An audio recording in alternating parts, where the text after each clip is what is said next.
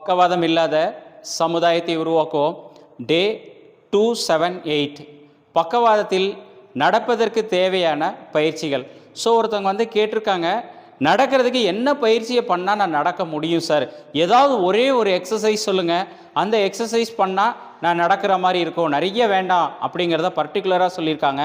இந்த மாதிரி ஒரு சேரில் உட்காந்துருக்கோம் அப்படின்னா சேரில் உட்காந்துட்டு ஃபஸ்ட்டு இந்த காலை வந்து எவ்வளோ, இப்போ அவங்களுக்கு வந்து லெஃப்ட் சைடு ப்ராப்ளம் அப்படின்னா இந்த காலை எவ்வளோ தூரம் நீட்ட முடியுமோ நீட்டிட்டு மடிக்கணும்.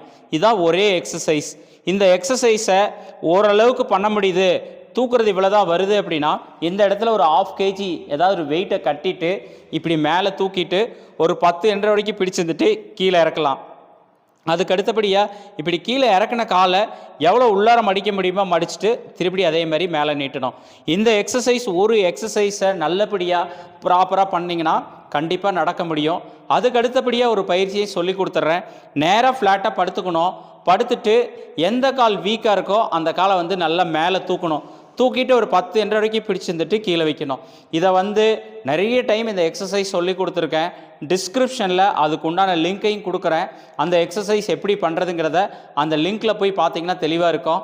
இதில் ஏதாவது சந்தேகம் இருந்துச்சுன்னா சொல்லுங்கள் கமெண்ட் பாக்ஸில், வேறு என்னங்கிறதையும் நான் சொல்கிறேன். தேங்க்யூ.